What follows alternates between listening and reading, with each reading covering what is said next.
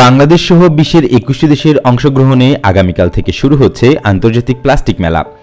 Plastic পণ্যের আন্তর্জাতিক বাজার $৫৭০ বিলিয়ন। কিন্তু এই বিশাল বাজারে বাংলাদেশ মাত্র $১.২ বিলিয়ন পণ্য রপ্তানি করতে পারছে, যা ১%-ও কম। প্লাস্টিক খাতে সারা দেশে প্রায় ৫,০০০ মাইক্রো, ক্ষুদ্র, মাঝারি, বৃহৎ প্রতিষ্ঠান রয়েছে। দেশের অভ্যন্তরে প্রায় ৪০,০০০ কোটি টাকার প্লাস্টিক পণ্য উৎপাদন ও বিক্রি হচ্ছে। সরকার এই খাত থেকে প্রতি বছর প্রায় ৩,৫০০ কোটি টাকা রাজস্ব পাচ্ছে।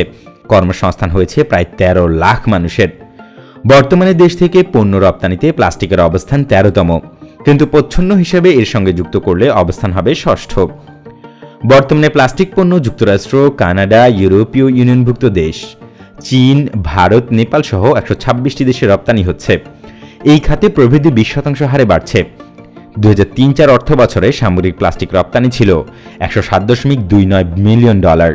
ঢাকার ইন্টারন্যাশনাল কনভেনশন সিটি বসুন্ধরা আয়োজিত ৪ দিনব্যাপী মেলাটি আগামী ২৫ ফেব্রুয়ারি শেষ হবে।